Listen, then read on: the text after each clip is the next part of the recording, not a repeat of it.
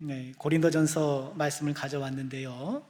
요즘 새벽 예배 때 매일 성경으로 묵상하는 성경이 고린도전서입니다. 오늘 우리가 읽은 12장 1절부터 11절 말씀은요, 기억하실런지 모르겠습니다만 연초에 말씀 사경회를 하면서 그때 성령에 관한 부분에서 이 말씀을 한번 나눴었는데요. 한 번 더 우리가 이 말씀을 나누고, 그때 미처 좀 나누지 못했던 부분들까지도 나누시면서 우리가 어떻게 성령의 은사를 잘 활용할 수 있는가, 어떻게 우리가 하나님의 부합한 신령한 것들에 대해서 또 올바른 지식과 활용을 할 수 있는가 함께 나누려고 해요. 자, 고린도 교회의 여러 문제를 다루는 것이 고린도 전서였잖아요. 그 가운데 오늘 본문이 포함된 11장부터 14장까지는 고린도 교회 내 예배에 대한 그런 문제를 다루고 있어요. 여러분 성경을 한번 이렇게 넘겨보시면 11장 2절부터 16절까지는 우리가 지난 수요일에 본문을 보았었는데, 예배 때 옷차림에 대해서, 여성들이 머리에 뭘 쓰는 문제에 대해서 다루었고요.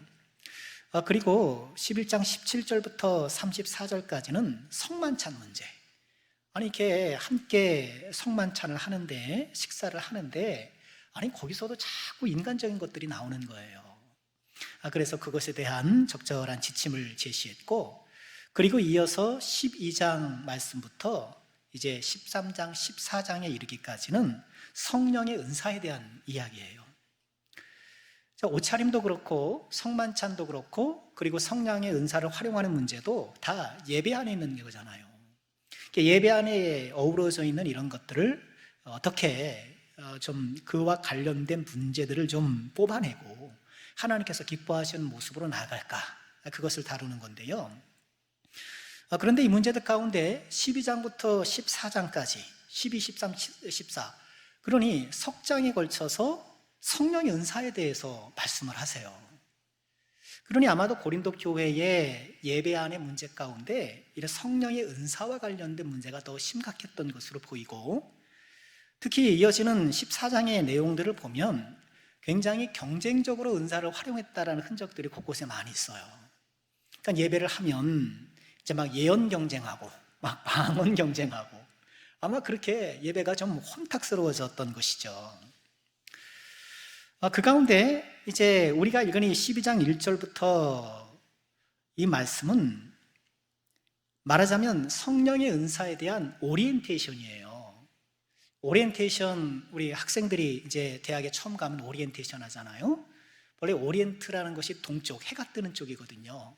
그래서 건물을 지을 때도 그 방향으로 이렇게 짓는 것이 유럽식 건축 방법이라고 하는데요.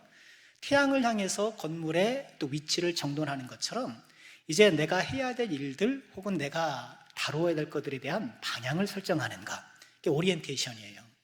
그래서 우리 학생들 2박 3일 뭐 1박 2일 가서 오리엔테이션, 옛날에는 거기 가서 막 술 배우고 술 마시기 오리엔테이션하고 막 그랬는데 요새는 그래도 많이 건전해진 모양이에요.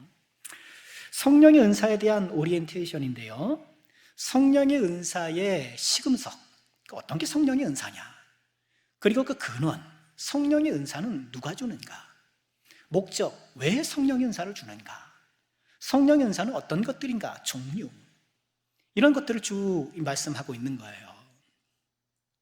그리고 이어지는 13장에서는 성령의 여러 은사보다 더욱 큰 은사인 사랑의 은사. 그래서 내가 사랑이 없으면 소리나는 구리와 울리는 뭐 같다? 꽹가리. 구리와 꽹가리가 뭐 하는 걸까요? 쿵타닥 쿵타닥 쿵타닥. 이방 종교에서 종교적 흥분감을 조장하려고 했던 음악들인 거예요.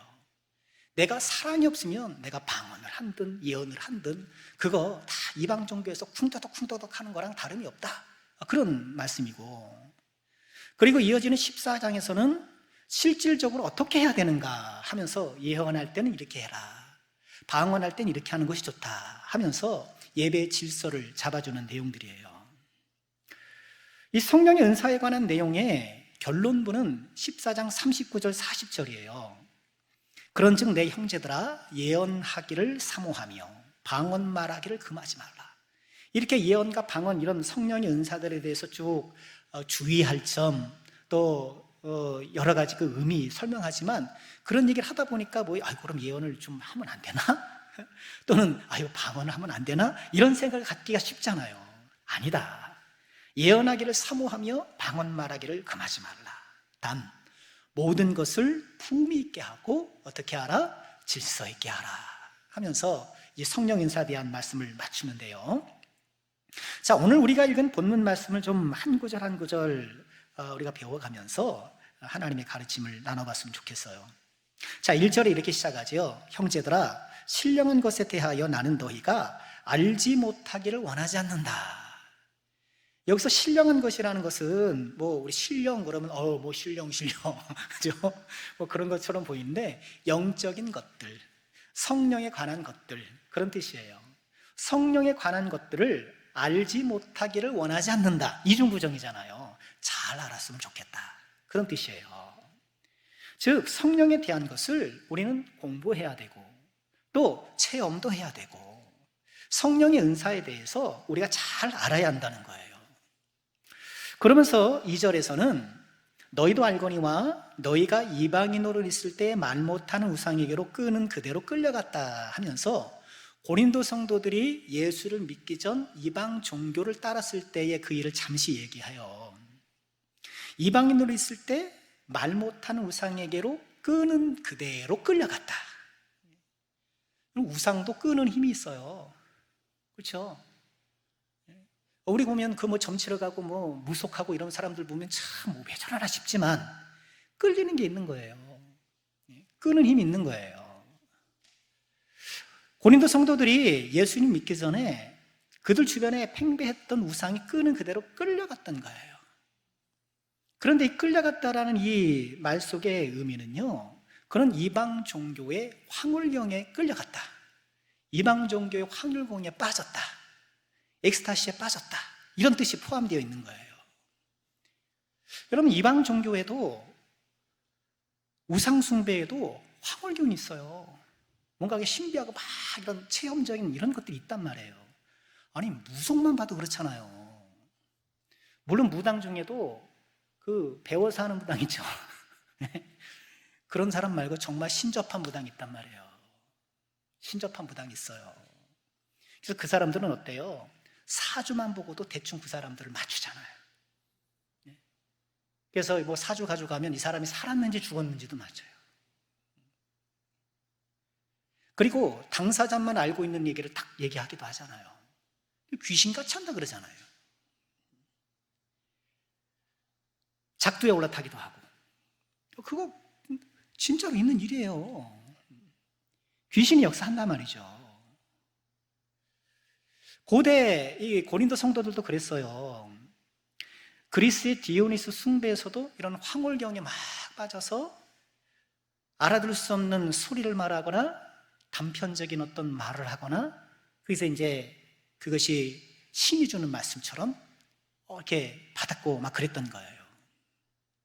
지금도 일부 샤머니즘, 아프리카 전통 종교, 힌두교 일부 이런 곳에서, 무슬림도 마찬가지입니다. 그 사람들도 그런 거 추종하는 세력들도 있어요. 그런 종파들도 있어요. 지금 너희들이 이방 종교에 빠졌을 때 거기서 끄는 그런 황홀경을 경험하고 있었던 것이 아닌가. 그런데 문제는 이렇게 내가 세상에서 예수를 믿기 전에 취했던 그런 종교적인 습성들이 교회 안에 들어와서도 영향을 끼칠 수가 있는 거예요. 우리나라도 가만 그래요. 우리나라에 기독교가 들어오기 전에 유교 사상이 팽배했잖아요. 유교 사상의 특징은 뭔가요? 난엽 칠세 부동석 이런 것도 있지만 형식과 격식이 중요하잖아요. 뭘 해야 된다, 하지 말아야 된다, 이게 굉장히 있단 말이에요. 제사상 놓을 때는 홍동백성가요? 이렇게 하고 이렇게 절차 이런 것이 굉장히 중요하잖아요. 근데 그렇게 유교적으로 뭘 해야 된다, 하지 말아야 된다라는 어떤 습성이 있는데 교회로 이렇게 딱 들어와 보니까 하나님의 율법이 있는 거예요. 하면 돼, 하지 말아야 돼, 이런 것들이 있는 거예요. 그러니 여기서 있었던 습성을 이렇게 가져와서 율법주의적인 신앙을 갖기가 쉬웠단 말이에요. 옛날엔 그래요.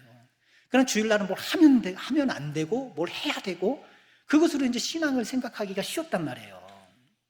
마찬가지로 이방 종교에서 황홀경을 경험하다 보니까 그 이방 종교의 황홀경의 흔적들이 교회 안에 있는 성령의 역사에 섞이고 또 유사한 것이 있을 수 있잖아요. 이렇게 좀 혼합적인 것도 있던 거예요. 그러니까 너희가 이방 종교를 섬겼을 때 그 황홀경에 빠졌었던 것, 우상이 끌려갔었던 것, 그것들을 한번 생각해 봐라. 그리고 지금 우리에게 주어지는 성령의 은사를 한번 잘 살펴보자, 이런 뜻인 거예요. 그렇기 때문에 어떤 황홀경에 빠졌다는 것 자체로 그것이 성령께서 역사하시는 것이라고 단정할 수는 없다는 거예요. 단정할 수는 없는 거예요. 어떤 것이 성령의 역사인가? 3절에서 말씀을 해요. 그러므로 내가 너희에게 알리노니 하나님의 영으로 말하는 자는 누구든지 예수를 저주할 자라 하지 아니하고, 같이 읽어볼까요? 또 성령으로 아니하고는 누구든지 예수를 주시라 할 수 없느니라. 이렇게 저렇게 막 황홀경의 신비적인 어떤 체험에 이렇게 막 휩싸여 있지만 어떤 것이 성령의 황홀경이고 어떤 것이 그렇지 않은 것인가? 예수를 주로 고백하는 사람이, 그 사람에게 주어지는 그런 신비한 체험들이 성령께서 주시는 것이라 이렇게 얘기를 하는 거예요. 예수를 주시라는 것. 예수님이 주님이십니다. 여러분, 이 얘기가 뭔가요? 예수님은 주님입니다, 이렇게만 얘기하는 것이 아니고 예수님이 주님이라는 그 내용들이 있잖아요.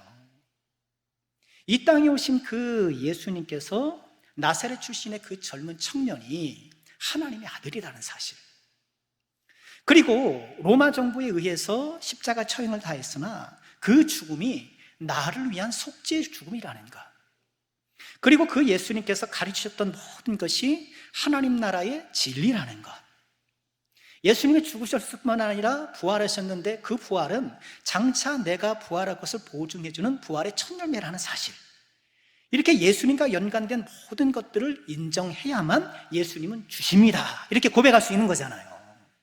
그렇죠. 그렇기 때문에 이것은 성령이 아니면 그 예수를 주라고 진실로 고백할 수가 없는 거예요.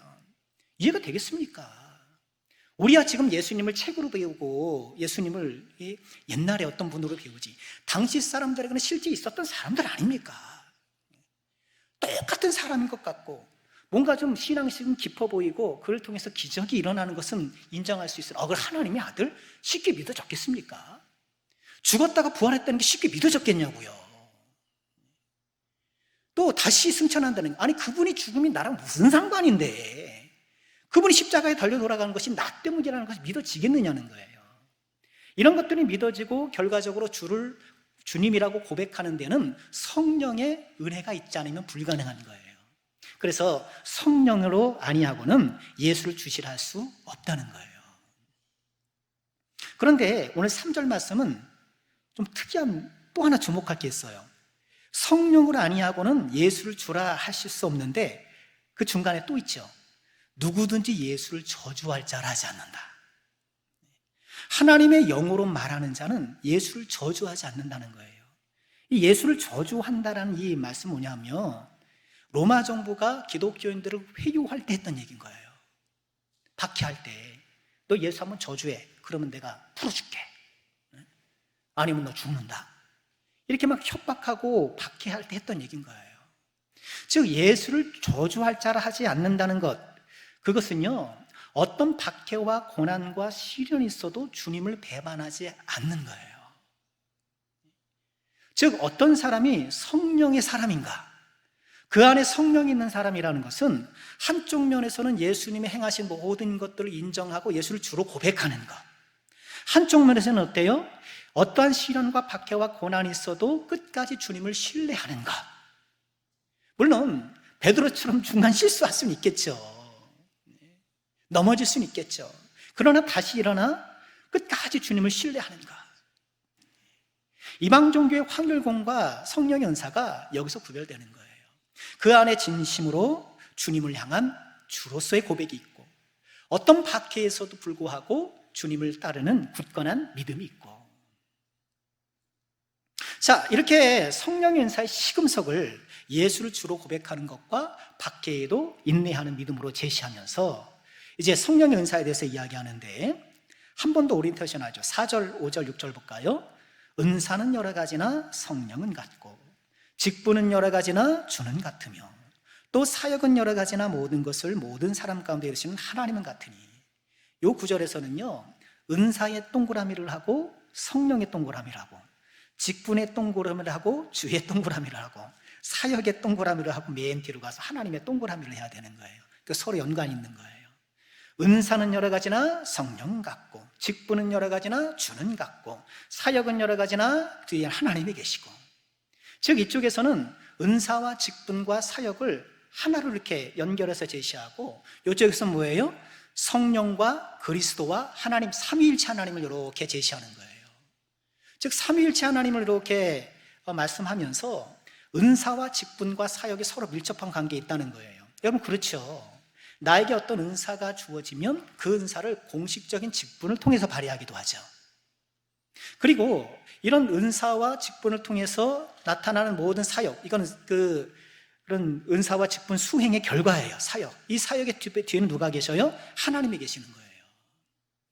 그러므로 직분을 받은 사람은 본인에게 주어진 은사, 아니 전통적으로 보면 은사는 어때요? 직분은 어때요? 은사가 있는 사람이 하는 게 맞는 거예요. 그죠? 목사의 직분도 목사의 은사가 있어야 되겠죠. 말씀의 은사가 있어야 하는 거겠죠. 그리고 은사가 있는 사람, 직분이 있는 사람 어때요? 본인의 은사를 잘 관리하고 개발하고 발전시켜야 될 또 책임이 있는 거고. 자, 이렇게 말씀하면서 7절에 이르러서는 각 사람에게 성령을 나타내신 목적을 말씀하세요. 같이 읽죠. 시작. 각 사람에게 성령을 나타내심은 유익하게 하려 함이라. 이처럼 은사, 직분, 사역, 이 모든 것들을 통해서 성령께서 삼위일체 하나님께서 역사하시는 게 그 목적은 뭐냐? 유익하게 하려는 거다. 그런데 여기서 유익은 뭐예요? 자기 개인의 유익이 아니라 그것을 넘어서 공동체 유익이에요. 이 단어 자체가 그래요. 쉼페로, 쉼이라는 헬라어 어도는요, 함께 한다라는 뜻을 갖고 있어요. 위드예요. 그래서 쉼포니 오케스트라 하잖아요. 쉼포니, 함께, 포니, 소리를 내는 팀이라는 거예요. 쉼포니. 쉼은 함께 하는 거예요. 성령의 은사를 주시는 것은 다만 나에게 유익을 주려는 것이 아니고 나의 이익을 넘어서 공동체가 유익을 얻게 하려고 하는 거예요. 왜 이 말씀을 고린도 성도들에게 주실까요? 너에게 성령 은사를 주는, 아까 말씀드렸잖아요. 고린도 성도들은 자신의 성령의 은사를 자기를 높이는 수단으로 자꾸 사용했단 말이에요. 내가 얼마나 예언을 잘하는가, 내가 얼마나 방언을 잘하는가, 이렇게 본인이 얼마나 하나님과 이렇게 친밀한 영적 능력이 있는가를 자꾸 막 과시하려고 했거든요. 그것을 겨냥해서 성령의 은사는 나를 드러내는 것이 아니라 공동체 유익을 위한 것이라고 말씀하고 계시는 거예요. 자, 그러면서 성령의 은사의 종류에 대해서 설명하기 시작하죠. 8절부터 9가지가 등장해요. 자, 어떤 것들이 있나요? 어떤 사람에게는 성령으로 말미암아 지혜의 말씀을, 어떤 사람에게는 같은 성령을 따라 어떤 말씀을요? 지식의 말씀을. 이 지혜의 말씀과 지식의 말씀이 뭔가? 우리 개혁주의에 전통적으로 이 지혜의 말씀이라는 것은요, 하나님의 말씀을 올바로 적용하고 펼치는 것을 얘기를 해요. 솔로몬의 재판을 생각하시면 돼요. 솔로몬의 재판. 하나님께서 솔로몬에게 지혜를 주셔서 그 상황을 잘 펼쳐나가도록 하시잖아요.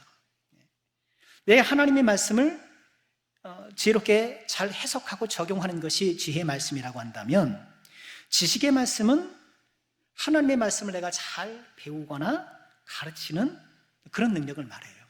그러니 지혜와 지식은 무자르듯이 나눠지진 않겠죠. 무자르듯이 여기까지는 지혜, 여기까지는 지식, 이럴 수는 없겠죠.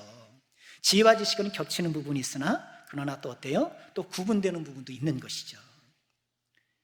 물론 일각에서는요, 이 지혜의 말씀을 다른 사람들이 모르는 어떤 비밀을 알고 있는 것이 아니겠는가, 그런 견해도 갖고 있긴 한데요. 그렇지만 지혜의 말씀이라는 것이 이렇게 옆에 붙은 것으로 보아서 하나님의 말씀과 관련된 지혜인 것이 조금 더 적합해 보여요. 더군다나 고린도 성도들이 제일 좋아했던 게 뭡니까? 지식을 좋아했어요. 아는 걸 좋아했단 말이에요. 헬라 사람들이 그렇거든요. 공부하는 걸 굉장히 좋아했던 사람이에요. 그래서 내가 뭔가를 알고 있으면 자꾸 지식을 자랑하는 거예요. 우리가 이제 고린도전서 우리가 앞에 쭉 내용들을 보면 어떤 내용이 있습니까? 우상의 제물에 바쳐진 거 먹느냐 마느냐 그 문제도 나오잖아요. 근데 막 먹는 거예요, 사람들은. 난 지식 있어. 우상에 바쳐진 거 아무것도 아니야. 먹어도 돼. 그런데 아직 그만한 믿음이 없는 사람들은 그걸 덥석덥석 먹는 걸 보니까 어이구 저걸 먹는다고? 저거 신전에 바쳐진 걸 먹는다고? 저래도 되는 거야? 펄펄 떤단 말이에요. 그러니까 내가 지식이 있어서 음식을 먹을 자유가 있다 하더라도 옆에서 그것을 보고 아직 마음 졸이고 연약한 사람이 있다면 나의 자유를 제한하는 것이 성숙한 신앙이다. 그렇게 말씀을 하는 거잖아요. 이렇게 지식을 숭배했던 고린도 성도들의 성향을 보았을 때 이런 지혜의 말씀, 지식의 말씀은 하나님의 말씀과 연관된 그런 은사인 것이 더 적합해 보여요. 자, 또 어떤 은사가 있다고 소개하나요? 9절에 보면 다른 사람에게는 같은 성령으로 믿음을 주신다는 거예요. 여기서 믿음이라는 것은 예수 믿고 구원받는 믿음이 아니라 어떤 믿음일까요? 주님을 더 신뢰하는 믿음인 거예요.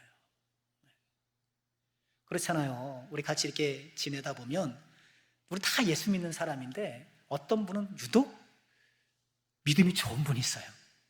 어떤 상황에서도 막 난 두렵고 떨리고 막 이렇게 막 낙심하는데 믿음으로 탁 마음을 지키는 사람들이 있단 말이에요. 이 믿음의 은사가 너무너무 좋은 거예요. 이런 믿음의 은사를 주시는데 이 믿음의 은사는 그 이어지는 9절 다시 보실까요? 어떤 사람에게는 한 성령으로 병 고치는 은사를, 10절에 어떤 사람에게는 능력 행함을, 이렇게 병 고치는 것과 능력하는 것과 연관되어 보여요. 믿음이 있으니까 그 믿음으로 병 고치는 은사를 행하기도 하고 또 능력을 행한다는 것이 구체적으로 어떤 것인지는 모르겠으나 또 기적적인 일을 했던 것 같아요. 바울 사도 같은 경우에도 어때요?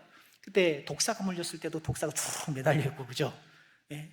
불독이 만약에 사람의 다리를 물고 늘어지는 것처럼 독사가 사람의 팔을 물고 늘어졌음에도 불구하고 귀찮았었잖아요. 이런 것처럼 어떤 특별한 기적들을 행하는 것을 말하는 것을 보여요.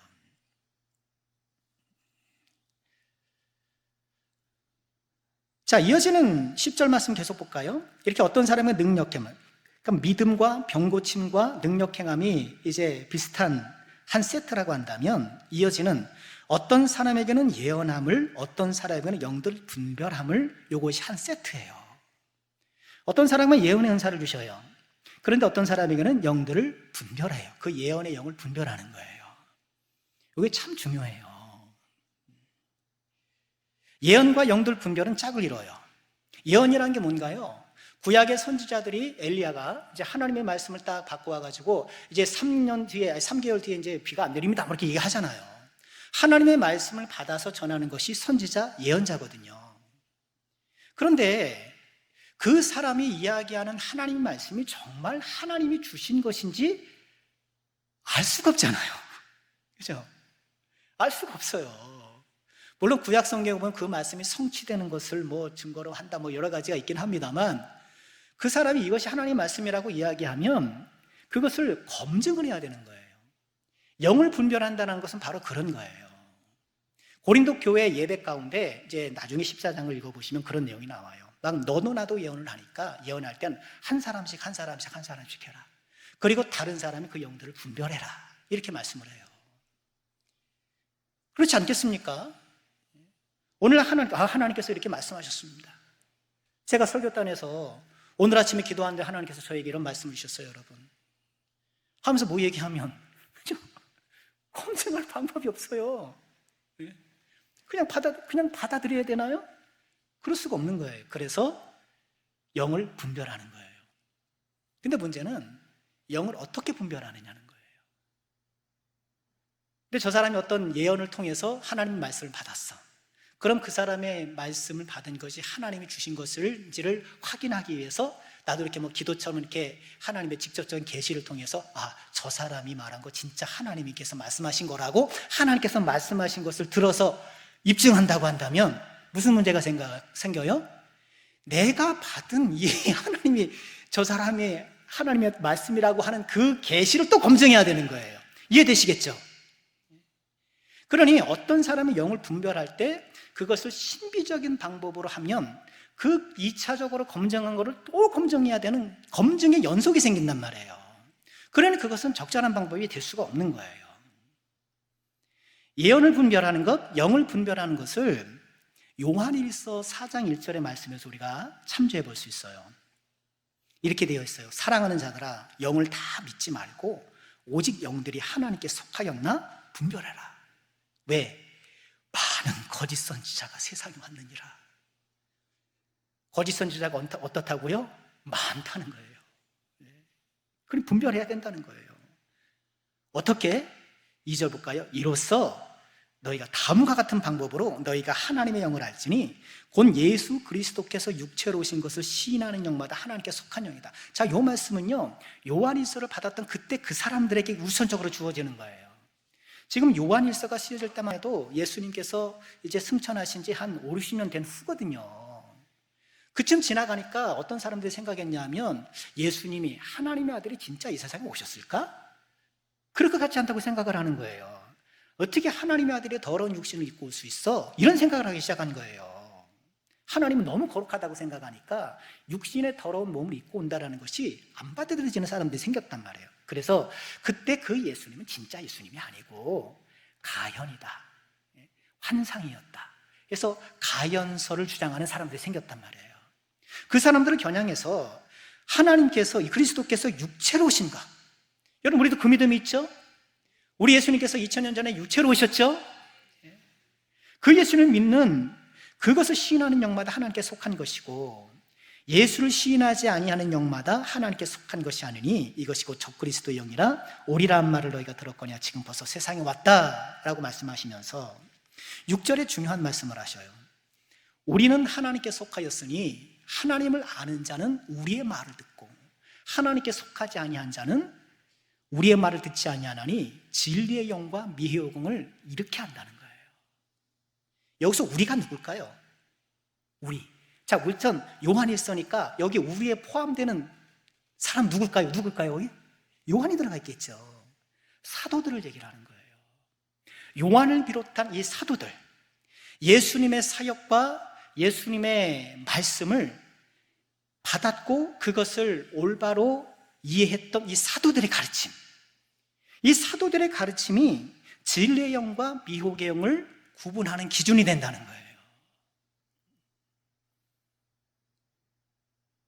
신약성경 시대에는요, 하나님의 말씀이 적어도 3가지로 들어왔어요. 먼저는 구약성경. 그러니까 예수를 믿는 기독교인들이 구약성경을 다 하나님의 말씀으로 받았단 말이에요. 또 뭐가 있었을까요? 사도들의 가르침.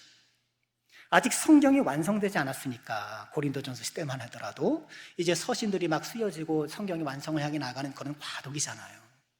그런 가운데서도 사도들은 본인들이 전하는 말씀을 하나님의 말씀의 권위를 갖고 이것을 꼭 붙잡으라고 얘기를 해요.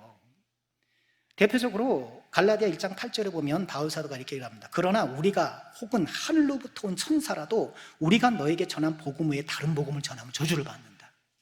지금 본인들이, 사도들이 전한 말씀이 하나님 말씀과 동등 권위를 갖고 있다고 강력하게 주장해요.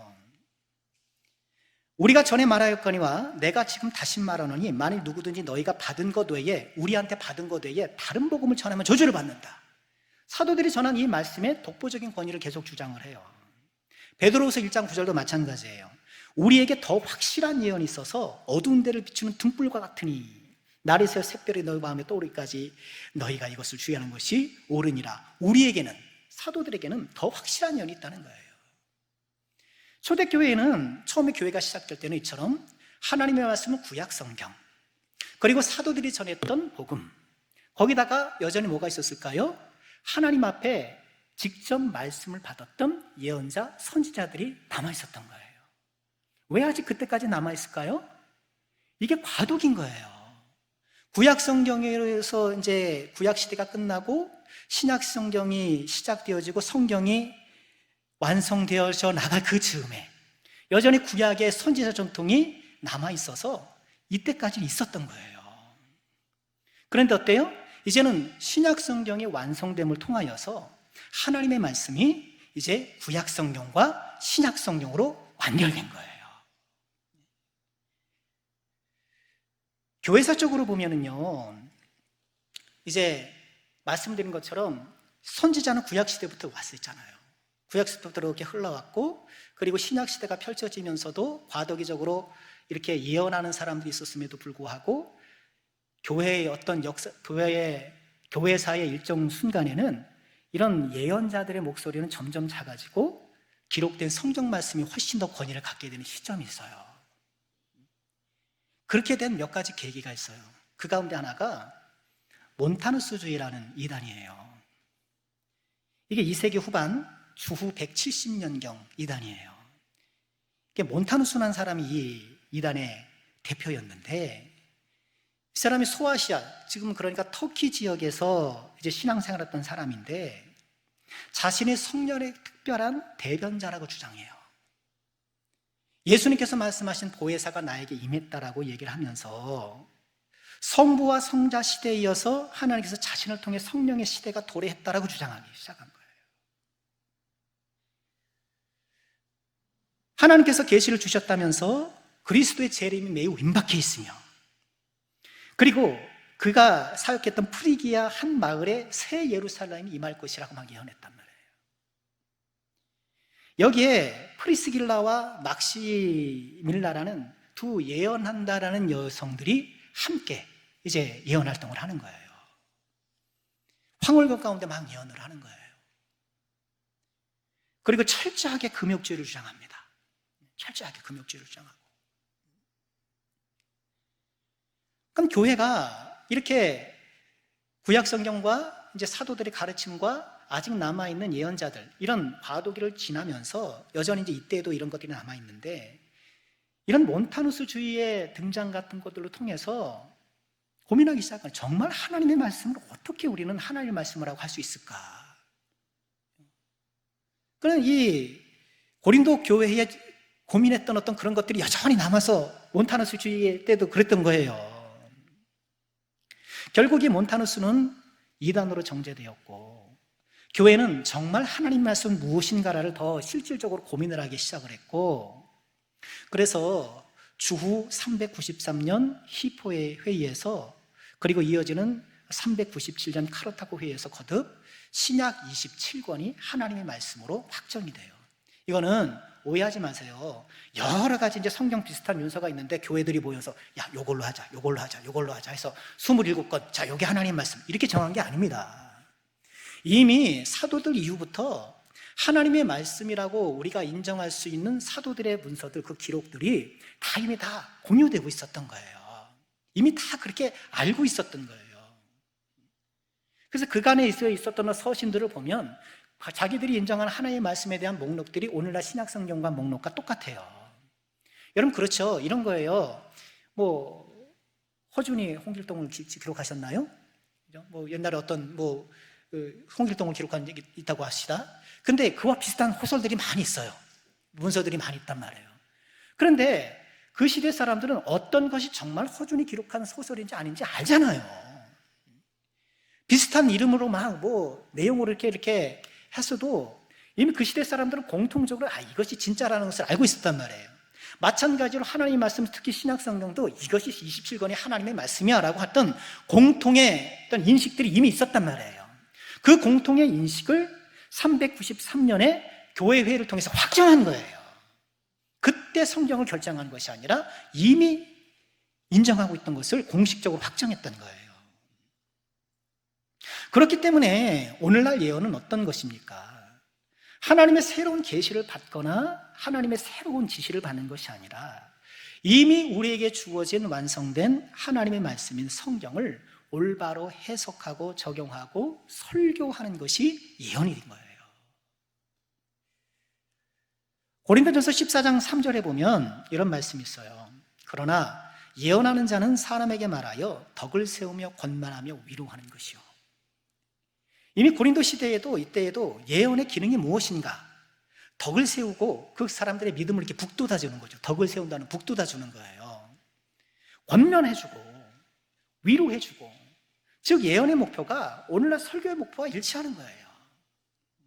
그래서 우리는 예언하면 이렇게 하나님께 받는 어떤 신비적인 현상 그 자체에 우리가 좀 주목하게 되고 거기에 관심을 많이 기울이게 될 수 있으나, 그러나 중요한 건 그 예언의 기능이란 말이에요. 그렇게 하나님 앞에 신비한 말씀 받아서 뭐 할 건데, 뭐 하냐는 거예요?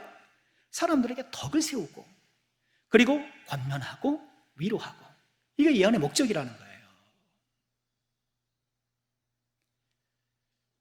오늘날에도 하나님께서 하나님의 뜻 안에서 직접적인 어떤 계시를 주실 때가 있을 수 있다고 좀 봐요. 그렇죠? 있을 수 있어요. 또 그렇게 간증하고 고백하는 분들도 더러 계셔요. 마치 내 귀에 대하다가 말씀하시는 것처럼, 저 먼저 다니는 교회에서 그분이 그러시더라고요. 어떤 집사님 그러시더라고요. 하나님께서 제 귀에 그런 말씀을 들려주셨어요. 나를 사랑한다, 그런 말씀을 들려주셨다는 거예요. 아니, 들려주셨다는데 그 뭐 아니라고 제가 뭐 그럴 리가 있겠습니까? 또 하나님께서 그렇게 하실 수도 있겠죠. 있었죠. 근데 중요한 건, 내가 그렇게 신비적으로 하나님 앞에 얻어진 그 계시가 말씀의 권위를 넘어설 수 없고 동등할 수도 없어요. 성경 말씀의 권위에 넘어설 수도 없고 동등할 수도 없어요. 그러나 자칫 우리는 연약해서 내가 받았던 어떤 신비한 것들을 깊이 각인하다 보니 마치 내 안에서는 그것이 하나님의 말씀이나 이런 것보다 더 권위 있게 작용할 우려가 있는 거예요. 우리에겐 뭘 주셨나요? 하나님께서 하나님의 사람이 되도록 충분하도록, 우리가 하나님의 사람으로 살아가도록 충분하도록 무엇을 주셨나요? 성경 말씀을 주신 거예요. 디모데후서 3장 16절, 우리가 디모데후서 많이 암송했잖아요. 같이 읽어볼까요? 모든 성경은 하나님의 감동으로 된 것으로 교훈과 책망과 바르게 함과 의로 교육하기에 유익하니 이는 하나님의 사람으로 온전하게 하며 모든 선한 일을 행할 능력을 갖추게 하려 함이라. 성경으로 충분하다는 얘기잖아요. 성경으로 충분하다는 거예요. 하나님의 감동으로 된 것으로, 성령으로 된 것으로. 성령의 역사를 우리 어디서 찾는가? 하나님의 말씀에서 찾는 거예요. 우리를 교훈하고 책망하고 바르게 하고 의로 교육하고, 이걸 뭐가 해요? 성경책이 합니까? 아니에요. 성경을 통해서 성령이 하시는 거란 말이에요. 성령께서 우리 가운데 교훈으로 감화하시고 책망으로 감동하시고 의로 교육하도록 역사하셔서 우리여금 하나님의 사람으로 온전케 하고 선한 일을 행할 능력을 갖추게 하는 거예요. 그래서 계시록 1장 3절에도 말씀하시잖아요. 이 예언의 말씀을 읽는 자, 듣는 자, 그 가운데 기록한 것을 지키는 자가 복이 있다라고 말씀을 하고 계시는 거예요. 우리는 항상 말씀 중심의 신앙을 가져야 되고, 그 가운데서 내가 기도하는 가운데 하나님이 주시는 특별한 은혜가 있으면 내가 그것을 말씀을 통해서 잘 분별하고 살피고,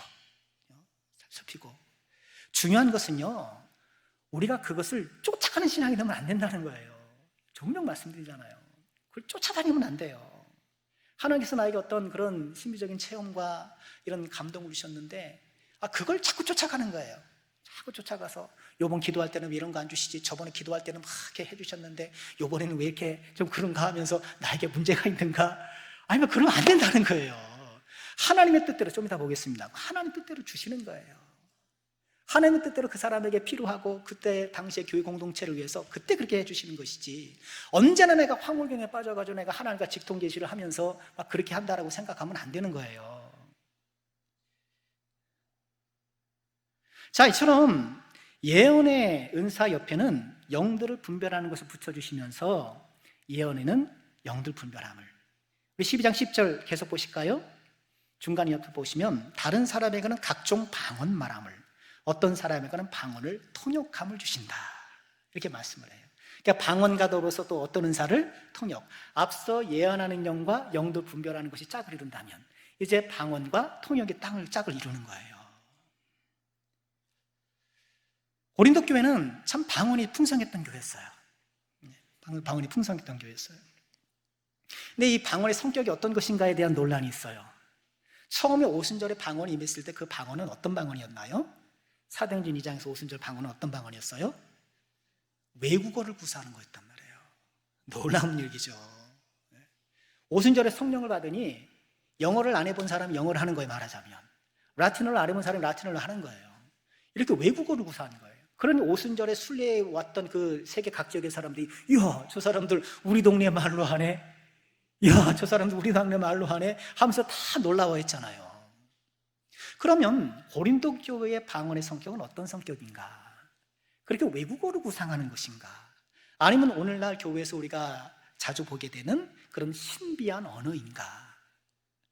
그런데 여기에 대한 의견이 아주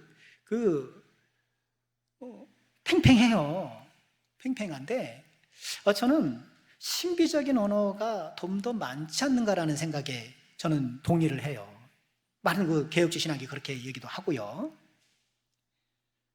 자, 우리 고린도전서 13장 1절에 보면 이런 말씀을 해요. 내가 사람의 방언과 천사의 말을 할지라도. 사람의 방언은 뭔가요? 여기서는 외국어 방언이라고 할 수도 있겠죠.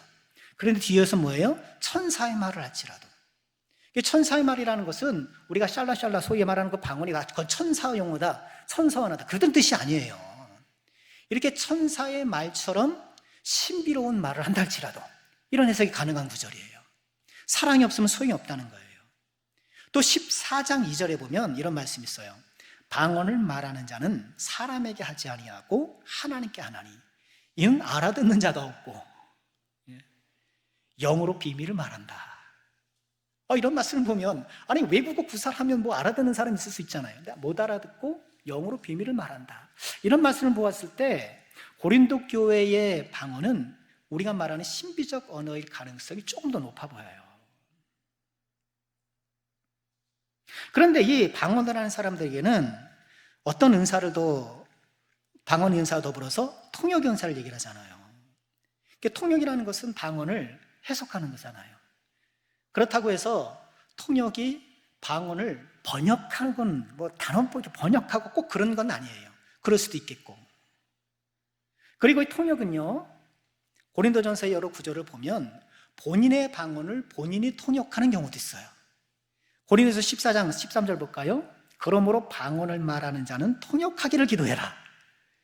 그러니까 본인의 방언을 본인이 통역하는 거예요. 그렇죠. 그럴 수 있겠죠. 그래서 내가 이렇게 방언으로 기도하지만 내가 그 뜻을 내가 알고 그럴 수가 있다는 거예요. 그런데 14장 27절에 보면 만일 누가 방언으로 말하거든 두 사람이나 많아야 세 사람이 차례를 따라해라. 차례를 해라. 막 방언 경쟁 같은 막 하지 말고 차례도 해라 하고 한 사람이 통역해라. 그런 거 보면 방언하는 사람이 따로 있고 그 제3자 그 다른 사람의 방언을 통역하는 또 다른 사람이 있다는 걸 알 수가 있어요. 그러니 통역의 은사는 본인의 방언을 통역하기도 하고 다른 사람의 방언을 통역하기도 하는 거다. 그렇게 볼 수 있는데, 그런데 바울 사도도 그렇고 고린도전서는 이런 방언의 특징과 종류에 별로 관심이 없어요. 그걸 좀 이야기하려고 하는 것이 아니에요. 방언의 종류에 대한 문제보다도 그 방언이 교회에 덕을 세우고 있느냐 여부를 더 중요하게 여기고 있는 거예요. 질서 있게 구사되어야 된다는 거예요. 그래서 우리는요, 방언도 어떻게 해요? 질서 있게. 우리 교회 등록하신 어떤 분이 우리 교회 등록하기 전에 우리 주변에 다른 교회를 갔었대요. 근데 거기 새벽 예배 갔더니 어떤 분이 방언 같은 걸 하는데 꽥꽥 그러더래요. 그래서 우리 교회 등록했대요.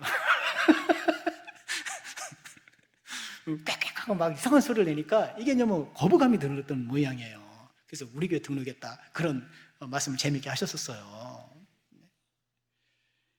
질서 있게 하는 거예요. 그런즉 39절, 14장 39절 다시 보실까요? 그런즉 내 형제들아 예언하기를 사모하며 방언 말하기를 금하지 말아라. 저는 우리 교회가 좀 더 방언을 좀 많이 했으면 좋겠어요. 기도할 때 좀 방언도 해보시고요. 또 방언을 좀 사모하시고. 방언하면 너무 좋아요. 방언으로 기도하면 막 힘이 나요. 힘이 나니까 열심히 기도하시면서 하나님 저에게도 좀 방언 주세요.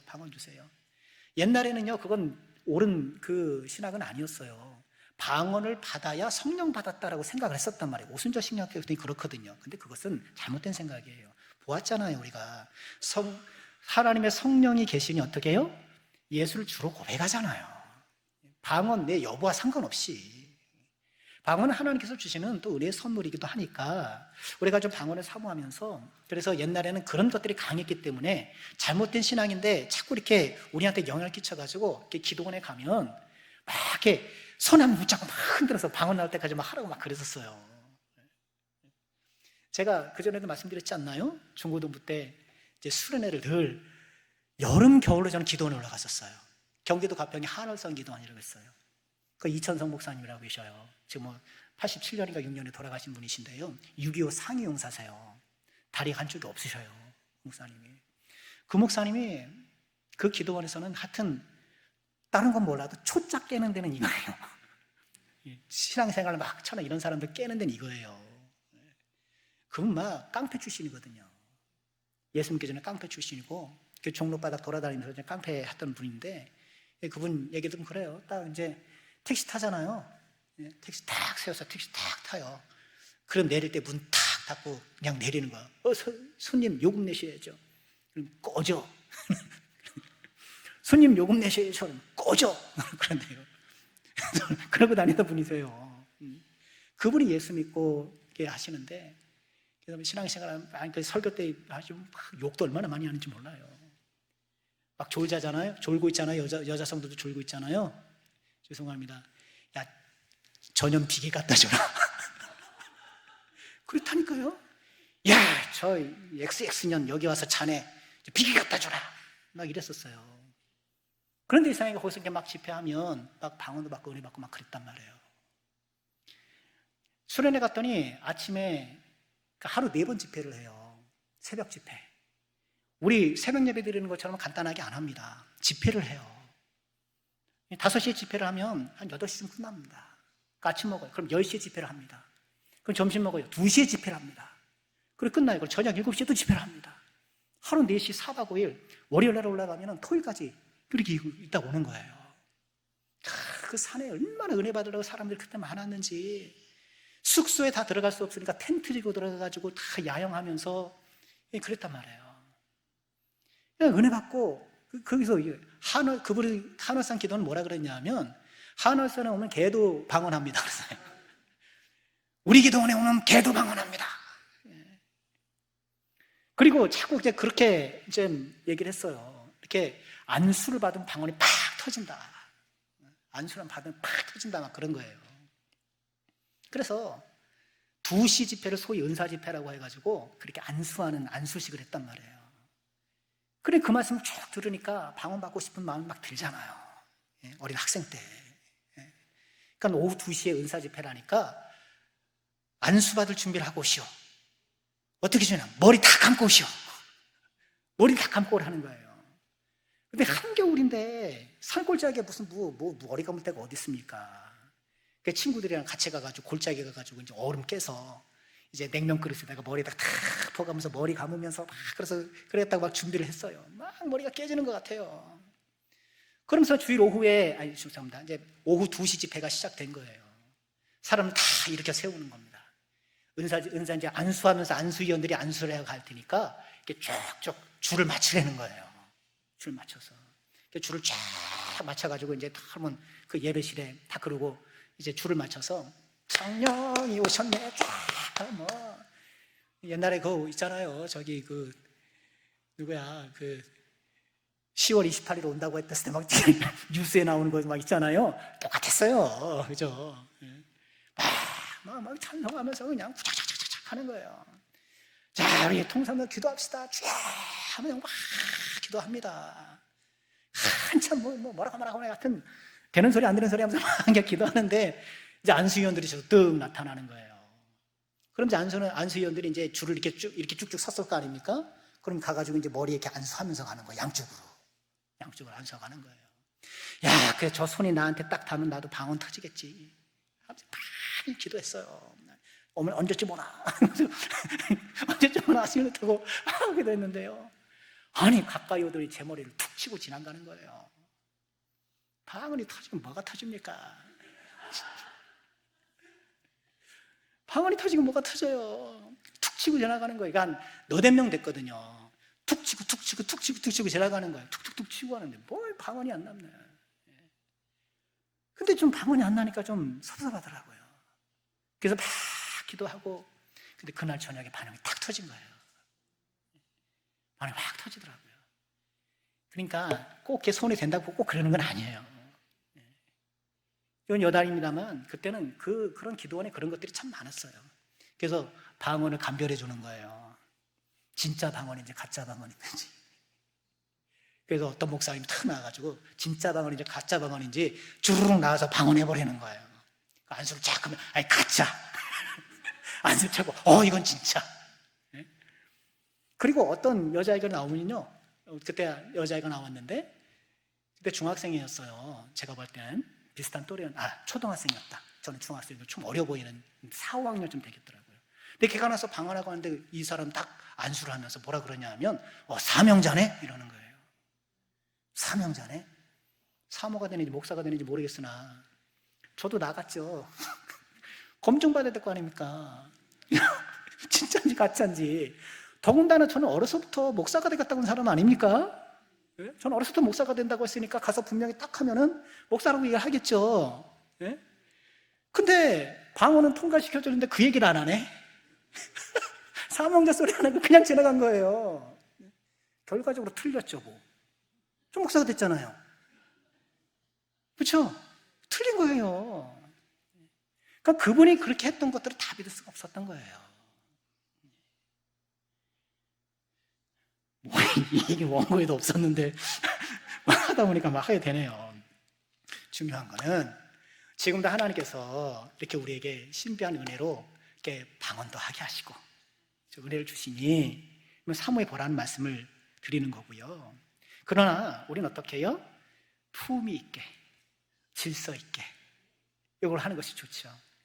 그래서 제가 연초에도 말씀드렸습니다. 우리 이제 방언 기도를 하실 때는 우리가 통성 기도를 같이 제목 기도를 하잖아요. 수요나 첫금 있는 때. 그래서 첫째로 우리가 말씀 붙잡고 기도합시다 하고 기도하고, 둘째로 교회 현안에 대해서 기도하고, 세 번째로 이제 중보 기도를 하고 이제 각자 기도할 때 이렇게 현안에 대한 우리 기도 제목들은 내가 좀 목소리로 기도하더라도 이제 혼자 개인적으로 기도할 때는 이렇게 좀 방언으로 기도해도 더 좋겠다라는 것이 이렇게 목회적인 어떤 나름대로 우리 남성교회 기도에 좀 질서가 됐으면 좋겠다라는 그런 생각인데요. 자, 우리 계속 말씀 볼까요? 마지막 11절인데요. 이 모든 일은 같은 한 성령 행하사 그의 뜻대로 각 사람에게 나누어 주시는 것이다. 이것이 중요한 거예요. 이 모든 일은, 이 모든 성령의 은사들은 한 성령이 행하사 그의 뜻대로 나눠주시는 거예요. 그러니 이 은사의 소유권자는 누구예요? 하나님인 거예요. 은사의 소유권자는 하나님인 거예요. 성령의 은사잖아요. 그래서 성령의 은사인데 나의 은사로 생각하면 안 된다는 거예요. 나의 은사로 생각하면 안 되고. 그래서요, 이런 논란이 있어요. 어떤 사람에게 은사가 주어지면 그건 영구적으로 소유하는 것인가? 그렇죠? 어떤 사람에게 예를 들어서 이제 뭐 방언의 은사가 주어지면 그 방언을 죽을 때까지 늘 할 수 있는 건가? 그건 아니에요. 그건 내가 또 잃어버릴 수도 있고. 왜요? 내게 아니니까. 내게 아니니까 내가 마음대로 할 수 있는 것이 아니에요. 여러분, 여기서 마음대로 할 수 없다는 것도 우리가 오해하지 말아야 될 것은요, 내가 방언을 할 때 마치 내가 성령의 빙이 돼서 내가 마음대로 막 하는 성령의 빙이 돼서 하는 바람에 내가 스스로 이것을 절제하지 못한다는 얘기가 결코 아닙니다. 그건 가짜예요. 그게 진짜 가짜예요. 우리가 예언이 됐든 방언이 됐든 그것은요, 내가 통제할 수 있어요. 예언하는 자들의 영은 예언하는 자가 통제하는 거예요. 성령을 통제한다는 게 아니라 그 예언하는 자의 그 영을, 마음을 통제하는 거예요. 그래서 내가 예언을 한다 할더라도 고린도전서에서 바로 그 얘기를 하는 거예요. 그래서 예언을 할 때도 어떻게? 아까 보았잖아요. 순서대로 하라는 거예요. 순서대로. 그런데 어때요? 지금 하나님께서 나를 막 이끌어 가시니, 성령이 이끌어 가시니 나는 지금 주체할 수가 없이 막 이렇게 돼. 아니라는 거예요. 그게 아니에요. 분명히 통제할 수 있도록 하니까 예언을 차례차례 하라는 거예요. 차례차례 하라는 거예요. 그렇게 할 수 있다는 거예요. 내 것이 아닌 거예요. 바울 사도가 여러 병자를 고쳤잖아요. 그렇죠? 여러 병자를 고쳐서 오늘 은사의 이런 측면에서 보면 그에게 병 고치는 은사가 주어졌었어요. 그럼 바울 사도는 모든 병자를 다 고쳤는가? 그가 루스드라에서 나면서부터 걷지 못한 안진뱅이도 이렇게 세워줬고, 멜리드 섬의 추장 고블리오의 그 아버지도 열병도 낫게 해줬고, 그렇죠? 그리고 또 뭐가 있습니까? 에베소서 말씀에 보면 바울의 몸에 닿았던 손수건이나 앞치마를 가져다가 병자에 얹으면 병도 떠나고 악기도 떠났다 막 그랬단 말이에요. 놀랍죠. 제가 오늘 손수건 안 가져왔는데 여기 저한테 거쳤던 손수건 갖다가 놓으면 막 그렇게 된다니, 이게 얼마나 놀라워요. 그럼 바울 사도가 모든 병자를 고쳤나? 디모데전서 5장 23절에 이런 말씀이 있잖아요. 디모데에게 하는 말씀이잖아요. 이제부터는 물만 마시지 말고 내 위장과 자주 나는 병을 위하여 포도주를 조금씩 써라. 디모데에게. 아니, 바울 사도가 항상 병을 고칠 수 있는 은사를 영구적으로 소유한 사람이라고 한다면, 아니 디모데에게 안수해서 위장병 낫게 하면 되잖아요. 기도를 했겠지요. 근데 디모데는 계속 위장병이 재발한 거예요. 재발한 거예요. 포도주를 조금씩 써라. 약을 써라. 디모데후서 4장 20절에 보면 이런 말씀도 있어요. 에라스도는 고린도에 머물러 있고 드로비모는 병들어서 밀레드에 두었다. 바울 선교팀의 이론들이에요. 에라스도도 그렇고 드로비모도 그렇고. 그런데 드로비모라는 이 사람이 병들었어요. 아니, 바울 사도가 그럼 그런 은사자라고 한다면 어때요? 아니, 기도해줘서 낫게 하면 될 거 아닙니까? 왜 거기다 남겨둡니까? 빌립보서 2장 27절에도 이런 말씀이 있어요. 그가 병들어 죽게 되었으나, 그가 누구냐면요, 에바브로디도라는 사람이에요. 이름 좀 길죠? 에바브로디도. 지금 빌립보서를 쓰고 있으니까 옥중서신이잖아요. 지금 로마에서 가택연금된 상태에서 빌립보 성도들에게 편지를 쓰고 있는데, 이 에바브로디도는요, 빌립보 성도들이 옥바라지아라고 보내준 사람이란 말이에요. 근데 와서 병들었네. 무슨 질병을 얻게 된 거예요. 그가 병들어 죽게 되었으나 하나님이 그를 긍휼히 여기셨고, 그뿐 아니라 또 나를 긍휼히 여기사 내 근심의 근심을 면하게 하셨느니라. 조금 호전이 있었던 것 같아요. 그러므로 내가 더욱 급히 그를 보낸 것은, 다시 빌립보로 돌려보내는 거예요. 아마도 빌립보서 편지를 들고 갔는지도 모르겠는데 보낸 거예요. 너희로 그를 다시 보고 기뻐하게 하며 내 근심도 덜려 하느라. 무슨 근심이겠어요? 아니, 옥바라지 하라고 이렇게 보내줘서 에바드로가 왔는데 에바드로가 아프니까 본인이 또 얼마나 미안하겠습니까? 바울 사도가. 그렇지 않겠어요? 여기 멀리 로마까지 와가지고 이렇게 나를 돕는다고 왔는데, 이 병 고치기, 이게 질병 들고 막 병들어서 좀 이렇게 기도해서 호전이 됐긴 했지만, 아니 근데 바울 사도가 은사자라고 한다면, 아니 낫게 해서, 이런 편지가 아니라 기도해서 안수했더니만 지금 팔팔해져가지고 건강해져가지고 나를 열심히 섬기고 있다. 너무너무 감사하다. 뭐 그렇게 편지해야 되지 않겠습니까? 그렇지 않은 거예요. 바울 사도는 병자를 고치는 기적을 행했지만 그런 은사를 소유한 사람인 것처럼 말하지도 않았고 행동하지도 않았어요. 다만 하나님께서 하나님의 뜻 안에서 바울 사도를 통해서 그렇게 역사하신 것뿐인 거예요. 그러므로 어떤 은사를 내가 항상 소유하고 있는 은사자라고 생각하는 것은 적절치가 않아요. 왜 요즘 신사도 그러는가? 신사도 운동할 때 사도 앞에 신자가 붙잖아요. 왜 새로운 신자인가? 그 사람들은요, 성경의 사도들 다 실패했다는 거예요. 바울 사도 어떤 사람은 고치고 어떤 사람은 못 고쳤잖아? 실패한 거야. 우리는 달라. 우리가 바로 새로운 사도야. 우리는 모든 병을 고칠 수 있어. 이런 거예요. 그래서 신사도예요. 하나님께서 잠시 나를 사용하셨다면 거기에 대해 감사하고, 하나님의 뜻 안에서 또 다시 사용되기를 또 겸손히 기도할 일이지, 마치 내가 은사를 소유하고 언제든지 발휘하고 사용할 수 있는 것처럼 생각하는 것은 하나님의 뜻에 맞지 않다라는 거예요. 성령께서는 지금도 역사하셔요. 그렇죠? 성령께서 역사하셔요. 하나님께서 성령 가운데 성령으로 역사하실 때 어떻게 성령으로 역사하십니까? 말씀과 기도를 통해 성령으로 역사하시는 거예요. 그 신앙생활은 늘 말씀을 가까이 해야 되는 거예요. 이 말씀이 교훈과 책망과 바르게 함과 의로 교육하며, 이렇게 말씀을 통해 성령께서 우리 안에 역사하셔서 하나님의 사람으로 우리를 빚어가시는 거예요. 기도를 통해서 나의 삶 가운데 하나님께서 새로운 상황을 만나게 하시고, 또 상황을 열어주시기도 하고 이렇게 성령께서 역사하시는 거예요. 그래서 우리는 항상 기도해야 돼요. 기도는 우리의 호흡인 거예요. 호흡이에요. 말씀 마칠게요. 성령의 은사는 우리가 살펴본 것처럼 하나님께서 하나님의 뜻에 따라서 이런 사람에게는 이렇게, 저런 사람에게는 저렇게, 그렇죠? 다양하게 주셔요. 그런데 성령의 열매는 달라요. 성령의 열매. 성령의 열매는 모든 사람에게 요구하셔요. 성령의 열매가 뭔가요? 5장 20절 볼까요? 갈라디아 5장 20절입니다. 우리 같이 읽죠. 시작. 오직 성령의 열매는 사랑과 희락과 화평과 오래 참음과 자비와 양성과 충성과 온유와 절제니 이 같은 것을 금지할 법이 없느니라.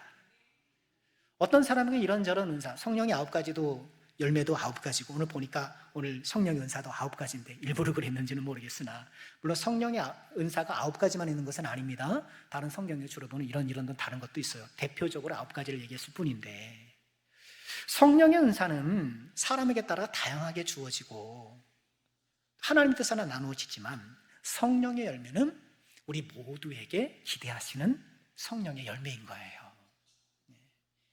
그래서 우리는 성령의 은사를 통해서 어떻게 해야 돼요? 성령의 열매를 맺어가야 되는 거예요. 성령의 은사는 성령의 열매를 위해서 봉사하는 거예요. 우리가 성령의 은사를 통해서 성령의 열매가 풍성해서 사랑, 희락, 화평, 오래 참음, 자비, 양성, 충성, 온유, 절제 이 아름다운 열매를 맺어가는 이 거룩한 하나님의 자녀가 꼭 되어야 되겠습니다. 기도하겠습니다.